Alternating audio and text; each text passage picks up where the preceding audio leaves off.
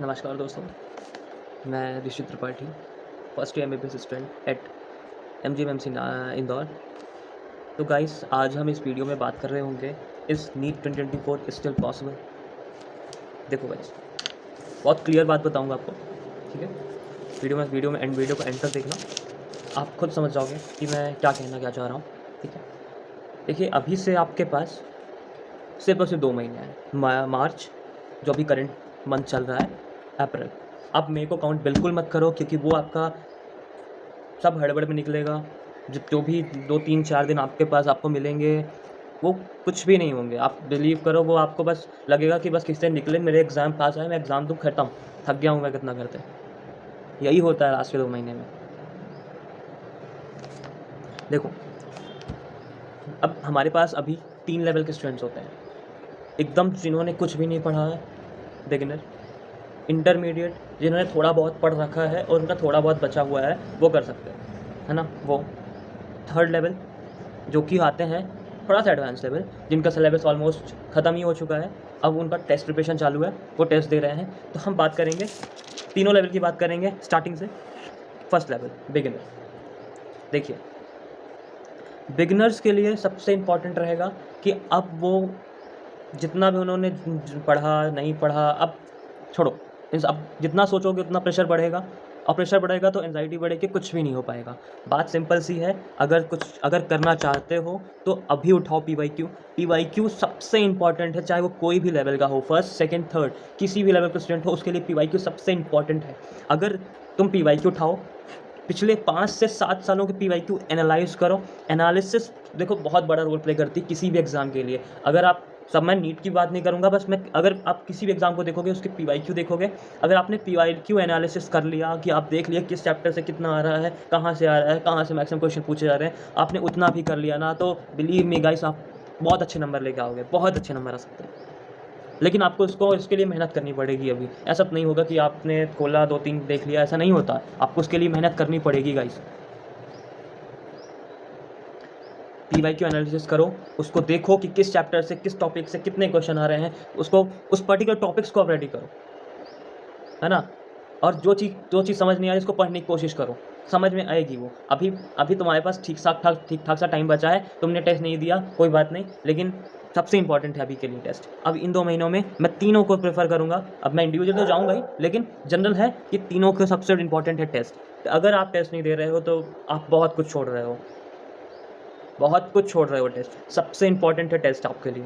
आपसे कुछ आ रहा हो ना आ रहा हो, कोई मैटर नहीं करता। आप अगर टेस्ट नहीं दे रहे हो, आप बहुत बड़ी गलती कर रहे हो, और इसका परिणाम आपको दिखेगा लास्ट में। अगर आप जो बच्चा टेस्ट दे रहा है अभी, वो समझ पा रहा होगा कि उसकी गलतियाँ कैसे रेक्टिफाई हो रही हैं, वो कैसे सीख रहा है। अभी सबसे बेस्ट मेथड आप है कि आप क्वेश्चनर मेथड में जाओ। क्वेश्चनर मेथड, मेरा कहने का मतलब ये है कि आप क्वेश्चन सॉल्व करो पर्टिकुलर चैप्टर के। क्वेश्चन सेल्फ सॉल्व करने के बाद अगर आपसे नहीं आ रहा है, तो देखो कि आपसे क्वेश्चन गलत किस टॉपिक से हो रहे हैं। अगर आप कोई पर्टिकुलर टॉपिक को एनालाइज कर लिया, हाँ मेरे क्वेश्चन इस टॉपिक से गलत हो रहे हैं, उस टॉपिक को जाके पढ़ो, समझो, अच्छे से देखो, उसके वीडियोस देखो, नोट्स देखो, फिर उसके बाद उसके कुछ क्वेश्चन सॉल्व करो, उसके बाद उसका टेस्ट देखो। कैसे नहीं आएगा, वो ज़रूर आएगा, करके देखो एक बार। इसके बाद आते हैं हमारे पास इंटरमीडिएट लेवल। इंटरमीडिएट लेवल में हमारे पास जिन्होंने उनका सिलेबस मतलब बहुत सारा, मतलब 80-90% कंप्लीट हो चुका है, बचे हुए 10%, उस बस 10% को मैं बोलूँगा कि आप, अगर आप साइड बाई साइड कंप्लीट कर सकते हो तो करो। सपोज़ छोटे छोटे चैप्टर्स होते हैं, जैसे कि आपका, अगर सपोज़ लास्ट के टॉपिक्स बचे हुए हैं, अगर मैं बोलूँ मॉडर्न फिजिक्स के कुछ टॉपिक बचे हुए हैं, तो आपके बायो में कुछ छोटे छोटे चैप्टर्स अगर बचे हुए हैं, आप इनको साइड बाई साइड कंप्लीट करो। मैं अब प्रेफर करूँगा सभी को कि आप सभी हर दिन नहीं दे सकते हो, छोड़ो, कम से कम हफ्ते में 2 टेस्ट ज़रूर देना स्टार्ट करो। अगर आप टेस्ट नहीं दोगे, आपको नहीं समझ में आएगा कि आपकी गलतियाँ कहाँ हैं, आप सुधारोगे कैसे। आज से ही टेस्ट देना स्टार्ट करो, बहुत इंपॉर्टेंट टेस्ट देना। तो आपके पास ये हुआ, आपने टेस्ट दिया, देखा कि हाँ इस चैप्टर से ये नहीं आ रहा है, आपने उस चीज़ को देखा। देखो, अभी आपके पास टाइम है, तो अभी आप टेस्ट दो। सिलेबस को जो थोड़ा बहुत बचा हुआ है वो कंप्लीट करो साइड बाई साइड, और साथ में अगर आप टेस्ट देते जाओगे ना, तो आपको पता चल जाएगा कि हाँ मेरी पिछले चैप्टर का रिवीजन भी कंप्लीट होते जा रहा है। भरोसा करो, आप हर चैप्टर को एक-एक बार पढ़ के रिवीजन करोगे ना, तब तक बहुत टाइम निकल जाएगा। अगर आप वही चीज़ टेस्ट से दोगे ना, आपका रिवीजन बहुत फास्ट होगा। क्वेश्चन एंड मेथड सबसे बेस्ट मेथड होता है किसी चीज़ को रिवाइज़ करने के लिए, बहुत बेस्ट मेथड होता है। इसीलिए मैं आप प्रेफ़र करूँगा कि आप टेस्ट देना स्टार्ट करो। आप जितने टेस्ट दोगे, आप उतने कॉन्फिडेंट होते जाओगे कि हाँ, मुझे इस चैप्टर से अच्छे से लग गया है, कोई कहीं से भी कोई से क्वेश्चन पूछ ले। और हर आप अब पीवाईक्यू को ज़रूर लगाओ, कुछ भी हो जाए पीवाईक्यू मत छोड़ना। जितनी हाई लेवल टेस्ट सीरीज़ लगानी है, एलन की लगाओ, आकाश की लगाओ, अलग-अलग इंस्टीट्यूट की लगाना चाहो लगाओ।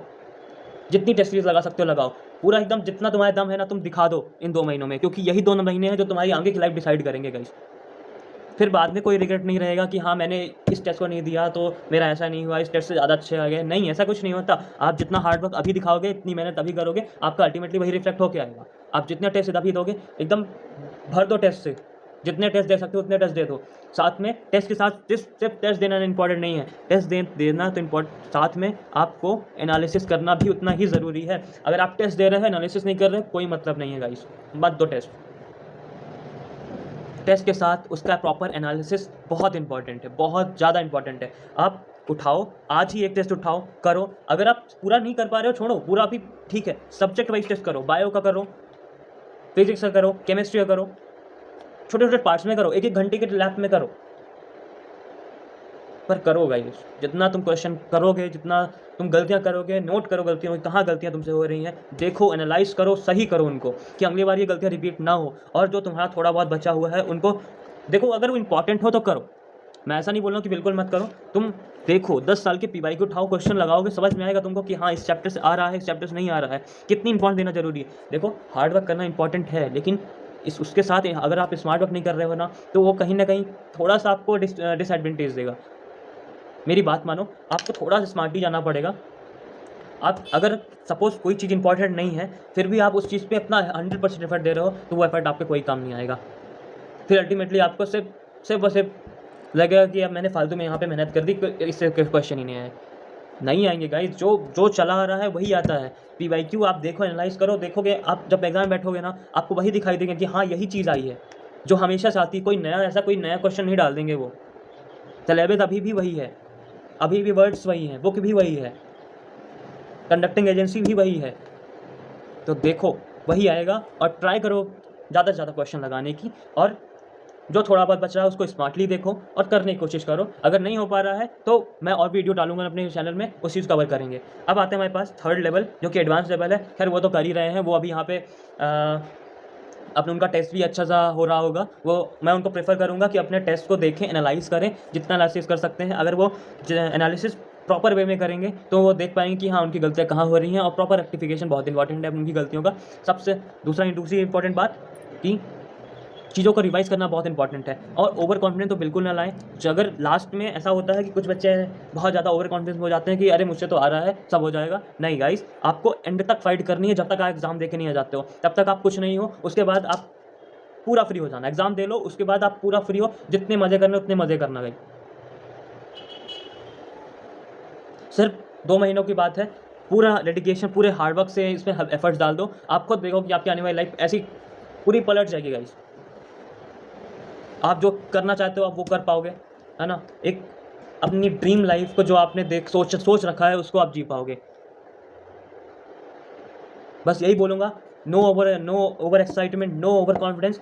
आपको एट द टाइम, जब तक आप वहाँ पे एग्ज़ाम दे रहे, ख़त्म नहीं हो जाता, तब तक आपके मन में पूरा वही सिलेबस चलना चाहिए, वही आप रिवाइज़ कर रहे होगे, वही आप रिफ्लेक्ट कर रहे होगे अपने एग्ज़ाम में। उसके बाद ही कुछ सोचना होगा, उससे पहले कुछ भी नहीं। उस फ्यूचर, पास्ट सब भूल जाओ, अभी कुछ काम नहीं आने वाला। सिर्फ़ और सिर्फ़ आपकी मेहनत काम आएगी, आपका स्मार्ट वर्क काम आएगा उन 3 घंटों में। और एंग्ज़ायटी सबसे दूर रहना गाइस, एंग्ज़ायटी से, क्योंकि लास्ट के 2 महीने में बहुत एंग्ज़ायटी होती है, बहुत अंदर से डर सा लगता है। डर को हटाओ, बिल्कुल हटा दो, कुछ नहीं होने वाला। जितना डर रखोगे उतनी एंग्ज़ायटी आएगी, उतना कन्फ्यूज़न और बढ़ेगा, कुछ नहीं होता इससे। जितना तुम कर सकते हो अपना एफर्ट 100% दो। लास्ट में ऐसा नहीं होना चाहिए कि हाँ, अगर मैं थोड़ा-सा और कर लिया होता तो हो जाता। मैंने बहुत दोस्तों को अपने देखा है, जब लास्ट में ऐसा था, पहले टेस्ट में बहुत अच्छे नंबर आते थे, ओवर एक्साइटमेंट चले गए, बाद में अरे हमसे तो हो जाएगा, फिर लास्ट में सब आके वापस सेम ट्रैक। क्या मतलब निकला साल भर का? कुछ नहीं। इसीलिए आप कंसिस्टेंट रहो, सबसे इंपॉर्टेंट है कंसिस्टेंट, और मोस्ट इंपॉर्टेंट अपनी हेल्थ का ख्याल रखो। लास्ट में आते आते बहुत सारे ऐसे बच्चे होंगे जिन्होंने अपनी तबीयत ख़राब कर ली होगी, इवन ख़राब कर लोगे, कुछ बच्चे ऐसे भी होते हैं ख़राब कर लेते हैं, इतना एक्साइटमेंट चले जाते हैं, इतना एंजाइटी आ जाती है, पता नहीं क्या क्या सोच लेते हैं। छोड़ो इन सबको, तुम बिल्कुल अपने हेल्थ पे ध्यान दो, कुछ नहीं एक्स्ट्रा सोचना है, अपने डाइट पे पूरा प्रॉपर ध्यान रखो, कुछ यहाँ वहाँ का भी 2 महीने खाना छोड़ दो, कहीं नहीं घूमना, कहीं मत जाना शादी वगैरह में, सब आती रहेंगी 2 महीने बाद। लेकिन एक बार पहले एग्ज़ाम दे लो, अपना मन का सेटिस्फैक्शन पूरा कर लो, उसके बाद पूरी ज़िंदगी पड़ी है तुम्हारे पास। थैंक यू गाइस, और मैं और भी वीडियो बनाते रहूँगा, तो थैंक यू सो मच।